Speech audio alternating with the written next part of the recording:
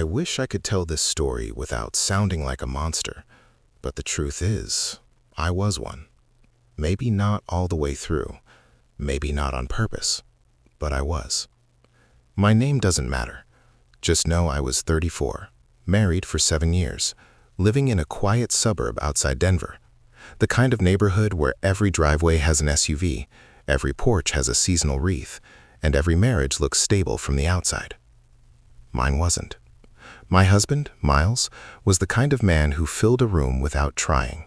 6'3", loud laugh, former college linebacker with a permanent tan from coaching high school football. People loved him. He'd slap backs at block parties, grill for hours, talk trash during fantasy football drafts like it was a full-time job. At home, though, it was different. He wasn't cruel. He wasn't abusive. He just didn't see me anymore. I worked remotely in marketing. Most days I sat at our kitchen island in leggings, hair in a messy bun, headphones in. He'd come home around 5, smelling like grass and sweat, drop his keys in the bowl, kiss the top of my head without really looking at me, and head straight to the shower. We stopped talking about anything real a long time ago.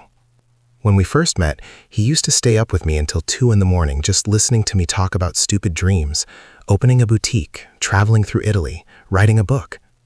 He'd look at me like I was electric. Somewhere between mortgage payments and Sunday Costco runs, that look disappeared. The jokes started small.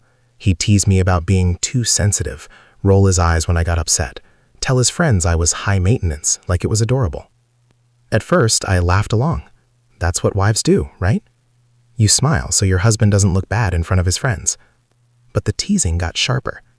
Careful, he'd say at parties, grinning. If she's had 2 glasses of wine, she'll start psychoanalyzing everybody. Everyone would laugh. I'd laugh too. Then I'd go home and lie awake staring at the ceiling. It wasn't just him, though. I wasn't innocent in this.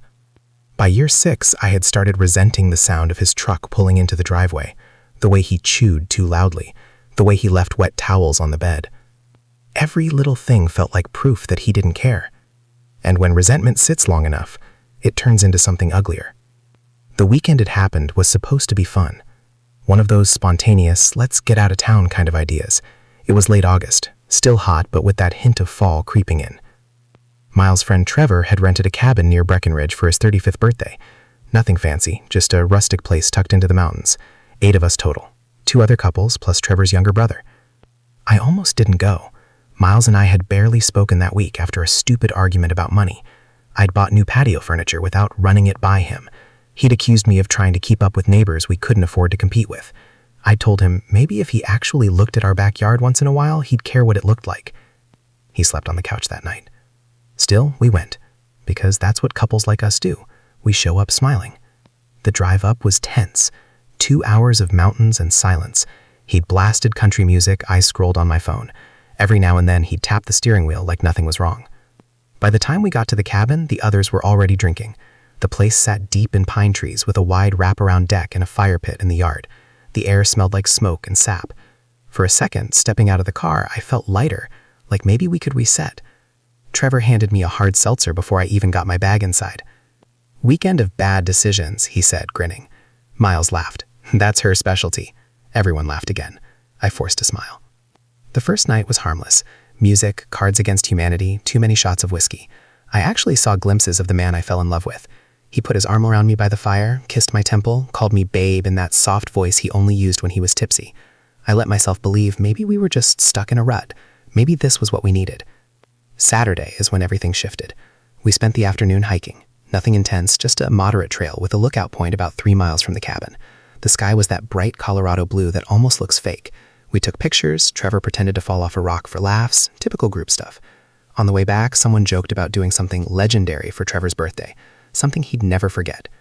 That's when the idea started forming. It wasn't mine. It was actually Miles. We were about half a mile from the cabin when he said, "What if we left Trevor out here and made him find his way back?" Trevor flipped him off. "I'd make it back before you, old man." Miles laughed.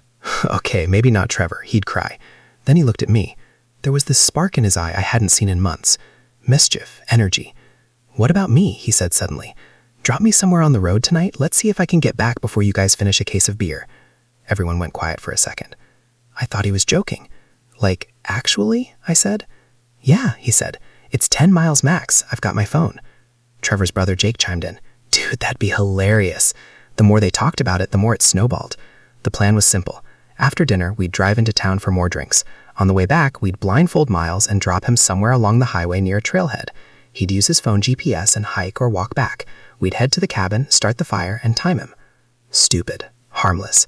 Something drunk adults convince themselves is funny. I should have said no. I should have been the voice of reason. Instead, I surprised myself by saying, "You won't even make it 5 miles. He smirked at me. "Want to bet?" That look. Competitive. Challenging. It felt like the first real interaction we'd had in weeks, so I played along. Dinner turned into more drinks.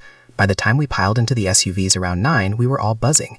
Not blackout drunk, but loose, loud, reckless in that suburban way where you think you're invincible because nothing bad ever actually happens to people like you.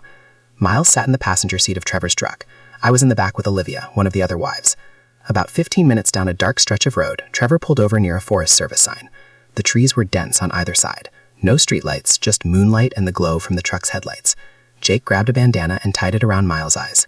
"This is kidnapping," Miles joked. "Shut up," Trevor said, laughing. "You asked for it." I watched through the window as they helped him out of the truck. He was still grinning. I rolled down the window. "Don't die," I called. He turned toward my voice. "You wish." Then Trevor spun him around twice for dramatic effect and nudged him toward the shorter of the road. 10 miles, Trevor yelled. "Cabin's that way."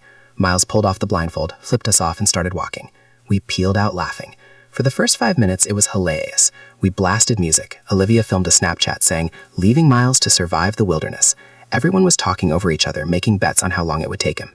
I even felt a strange thrill, like we were 22 again, instead of mid-30s with property taxes. But then, maybe 15 minutes later, my phone buzzed. A text from Miles. "You guys are assholes. There's no signal out here." I stared at it. Then another text. "Seriously, this isn't funny." The laughter in the car kept going. No one else noticed my face change. I typed back, "You said you had your phone." The message didn't go through. No signal. My stomach dropped, just a little. I told myself he was exaggerating. He always did. Trevor kept driving. And for the first time that night, I felt something that wasn't amusement. It was a flicker of doubt. We were already miles away from him, and the road behind us was darker than I remembered.